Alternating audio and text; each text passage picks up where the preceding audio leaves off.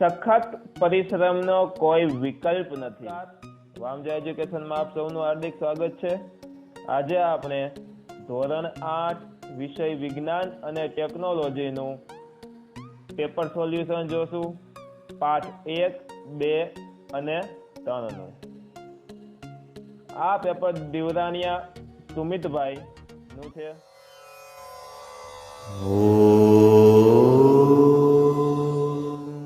આજની ટેસ્ટના 11 જણાને 25 માંથી 25 માર્ક છે।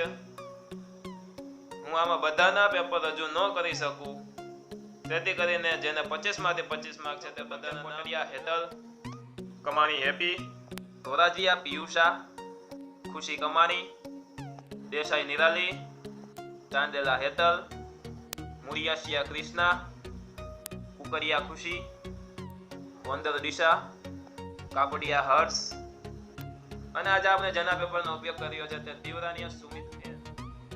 ચાલો જોઈએ આપણે વિજ્ઞાનનું પેપર ધોરણ 8। સૌપ્રથમ સિંચાઈનો સ્ત્રોત જણાવો। સિંચાઈના સ્ત્રોત ક્યાં ક્યાં હોય?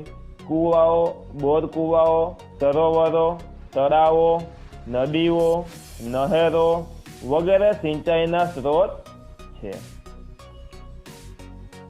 વ્યાખ્યા આપો લણણી। લણણીની વ્યાખ્યા આપો તો કે પાક જ્યારે પૂર્ણ પરિપક્વ થઈ જાય ત્યારે તેને કાપવાની ક્રિયાને લણણી કહે છે। પૂર્ણ પરિપક્વ એટલે કે પાક વ્યવસ્થિત રીતે ઉગી જાય પછી તેમને કાપવાની ક્રિયાને લણણી કહેવામાં આવે છે। ત્યારબાદ જોઈએ સૂક્ષ્મ જીવોના મુખ્ય સમૂહ ક્યાં ક્યાં છે? સૂક્ષ્મ જીવોના મુખ્ય સમૂહમાં બેક્ટેરિયા, વાયરસ, પ્રજીવ, લીલ અને ફૂગ છે। ત્યારબાદનો પ્રશ્ન ચેપી રોગો કોને કહે છે? જે રોગ એક સંક્રમિત વ્યક્તિમાંથી સ્વસ્થ વ્યક્તિમાં હવા, પાણી, ખોરાક કે અન્ય ભૌતિક સંપર્ક દ્વારા ફેલાય તેને ચેપી રોગ કહે છે। નાયલોનમાંથી બનાવવામાં આવતી 2 વસ્તુના નામ લખવાના છે। નાયલોનમાંથી પેરાશૂટ અને પર્વતારોહણ માટેના દોરડા બનાવવામાં આવે છે। ત્યારબાદનો પ્રશ્ન છે સંશ્લેષિત રેસા એટલે શું? સંશ્લેષિત એટલે કે માનવ સર્જિત, રેસા એટલે કે રેસા। માનવ સર્જિત રેસાને સંશ્લેષિત રેસા કહેવામાં આવે છે। આ આપણે જોયા 1 માર્કના પ્રશ્નો। હવે આપણે જોડકા જોઈએ। સૌ પ્રથમ છાણિયું ખાતર। છાણિયા ખાતરની સામે આવે બી એટલે કે પ્રાણી મળ, ગાયનું છાણ, વનસ્પતિનો નકામો કચરો। રાસાયણિક ખાતરમાં આવે સી એટલે કે યુરિયા અને સુપર ફોસ્ફેટ। રવિ પાક એટલે કે એ આવે સામે ઘઉં, ચણા, વટાણા વગેરે। ખરીફ પાકમાં ઈ એટલે કે મકાઈ અને ડાંગર। ત્યાર પછી આપણે ખાલી જગ્યા જોઈ લઈએ। કોઈ પણ 2 ખાલી જગ્યા લખવાની છે। 1 માર્કની 1 ખાલી જગ્યા પૂછાય। 3 ખાલી જગ્યા આપી છે, કોઈ પણ 2 લખવાની છે। પાક ઉગાડતા એટલે કે રોપતા પહેલા પ્રથમ પગલું જમીનની ભૂમિને તૈયાર કરવી હોય છે એટલે કે જમીન ખેડવી હોય છે।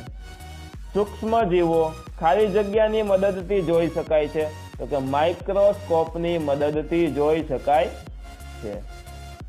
ત્યારબાદ સંશ્લેષિત રેસાનું સંશ્લેષણ ખાલી જગ્યા જેવા કાચા માલમાંથી કરવામાં આવે છે તો કે પેટ્રોકેમિકલ્સ જેવા કાચા માલમાંથી કરવામાં આવે છે।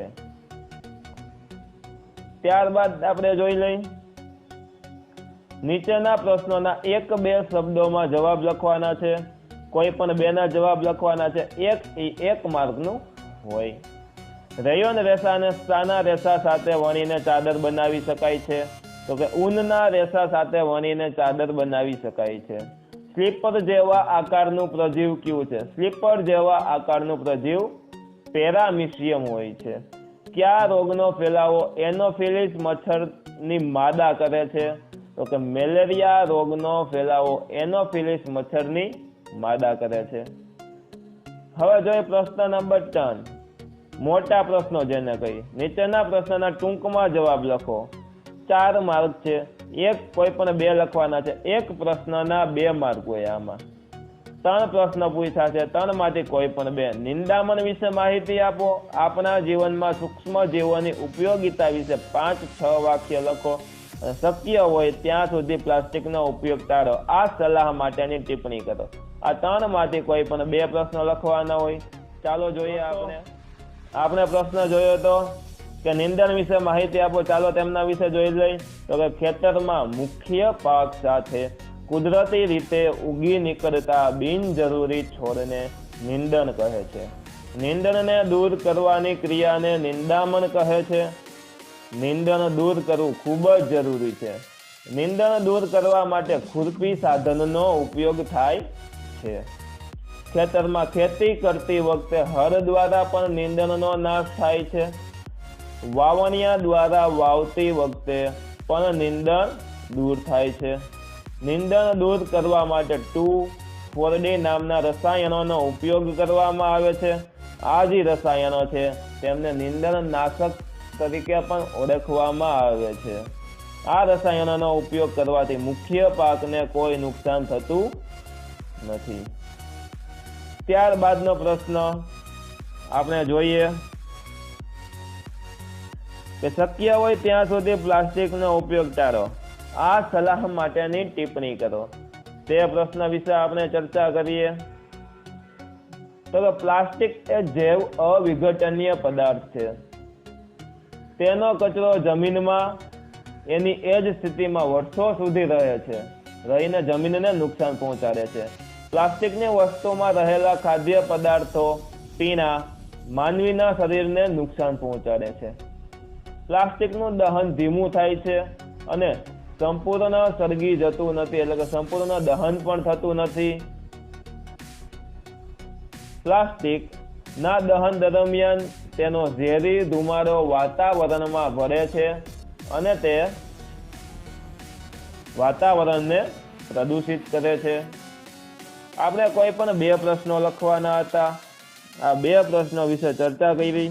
હજી એક પ્રશ્ન બાકી છે કે આપણા જીવનમાં સૂક્ષ્મ જીવોની ઉપયોગિતા વિશે 5-6 વાક્ય લખો. એ તમારે તમારી રીતના ગોતીને પાકો કરવાનો છે. ચાલો હવે જોઈએ આપણે વૈકલ્પિક ટાઈપ પ્રશ્નો, જેને આપણે MCQ પણ કહેવામાં આવે, મલ્ટિપલ ચોઇસ ક્વેશ્ચન પણ કહેવામાં આવે છે. જમીનને ખેડવા માટે વપરાતું પરંપરાગત સાધન કયું? વાવણીઓ, ઓરણી, ખુરપી કે હળ? તો કે હળ. અનાજ બગડે નહીં તે માટે શાના સૂકા પાન વપરાય છે? બારમાસીના, પીપળાના, આંબાના કે લીમડાના? તો કે ડી, લીમડાના. નીચેના પૈકી કઈ લીલ છે? ક્લેમિડોમોનાસ, પેરામિસિયમ, અમીબા કે મશરૂમ? તો કે ક્લેમિડોમોનાસ. એઇડ્સ એટલે કે AIDS નો રોગ શાનાથી થાય છે? સજીવથી, ફૂગથી, વાયરસથી કે બેક્ટેરિયાથી? તો કે વાયરસથી. કયા રેસા કૃત્રિમ ઊન તરીકે વપરાય છે? કૃત્રિમ ઊન તરીકે કયા રેસા વપરાય? એક્રેલિક, રેયોન, નાયલોન કે ટેરિલિન? તો કે એક્રેલિક. ત્યારબાદ આપણે જોઈએ ખરા ખોટા, સાચું છે કે ખોટું, તેમના વિશે ચર્ચા કરવાની છે. કૃત્રિમ ખાતરના ઉપયોગથી જમીનના બંધારણમાં તેમજ જળ સંગ્રહ ક્ષમતામાં વધારો થાય છે. સાચી વાત કે ખોટી વાત? તો કે ખોટી વાત. કુદરતી ખાતરનો ઉપયોગ કરવાથી થાય, કૃત્રિમ ખાતરના ઉપયોગથી ન થાય. થ્રેશર નિંદણને દૂર કરવા અને જમીન પોચી કરવા વપરાય છે. સાચી વાત કે ખોટી વાત? તો કે ખોટી વાત. એ પાકની લણણી કરવા માટે થ્રેશરનો ઉપયોગ થાય છે. સૂક્ષ્મ જીવોની વૃદ્ધિ અટકાવવા માટે મીઠું તથા ખાદ્ય તેલ વપરાય છે. તો કે સાચી વાત. બેકેલાઇટ ઉષ્મા અને વિદ્યુતનું અવાહક છે. એ પણ સાચી વાત છે. ત્યારબાદ આપણે પ્રયોગ જોઈએ. છોડની સારી વૃદ્ધિ થવા માટે કુદરતી ખાતર અને કૃત્રિમ ખાતર જરૂરી છે તે દર્શાવતો પ્રયોગ. પેપરમાં આકૃતિ આપેલી નથી, નકર આપેલી હોય કાં તો દોરવાની હોય. આમાં દોરવાની નહોતી. સૌ પ્રથમ સાધન સામગ્રી આવે પ્રયોગમાં, એટલે સાધન સામગ્રી 3 પાત્રો લેવાના, કુદરતી ખાતર, કૃત્રિમ ખાતર, પાણી, મગ તથા ચણાના દાણા. આટલી વસ્તુ આપણે પ્રયોગમાં જોઈએ. ત્યારબાદ પદ્ધતિ, એટલે કે કેવી રીતના પ્રયોગ કરવામાં આવે. સૌ પ્રથમ મગ તથા ચણાના દાણાને અંકુરિત કરો. બીજું છે એક સમાન માત્રામાં દાણા પસંદ કરો, એટલે એક સરખા સાઈઝના દાણા પસંદ કરવાના છે. ત્રીજો પોઈન્ટ, 3 પાત્રો લો, ત્રણેય પાત્રને A, B, C નામ આપો. એક પાત્રને A, એક પાત્રને B તથા એક પાત્રને C નામ આપો. ચોથો પોઈન્ટ, પાત્ર A માં થોડીક માટી લો અને તેમાં થોડુંક કુદરતી ખાતર ઉમેરો. જ્યારે 5મો પોઈન્ટ, પાત્ર B માં થોડીક માટી લો અને તેમાં થોડીક કૃત્રિમ ખાતર ઉમેરવાનું છે. 6થો પોઈન્ટ, પાત્ર C માં થોડીક માટી લો અને તેમાં કાંઈ પણ નાખ્યા વગર રહેવા દો. એટલે કે કુદરતી ખાતર તથા કૃત્રિમ ખાતર કાંઈ પણ નાખવાનું નથી. પાત્ર એમાં કુદરતી ખાતર નાખ્યું, જ્યારે B માં કૃત્રિમ ખાતર નાખ્યું અને C માં કાંઈ પણ નાખ્યું નથી. ત્રણેય પાત્રોમાં સમાન માત્રામાં પાણી ઉમેરવાનું છે. તેને સુરક્ષિત સ્થાન પર મૂકી દો અને પછી 8 થી 10 દિવસ પછી તેમનું અવલોકન કરો. અવલોકન જોઈએ આપણે. પાત્ર બીના છોડની ઊંચાઈ સૌથી વધુ છે. પાત્ર બી કયું, તો કે જ્યાં કૃત્રિમ ખાતર આપણે લીધું હતું તેની ઊંચાઈ સૌથી વધુ હશે. પાત્ર એ અને સી ના છોડની વૃદ્ધિ સૌથી ઓછી થાય છે. નિર્ણય શું આવે આના ઉપરથી, તો કે છોડની વૃદ્ધિ માટે કુદરતી અને કૃત્રિમ આમ બંને ખાતર જરૂરી છે.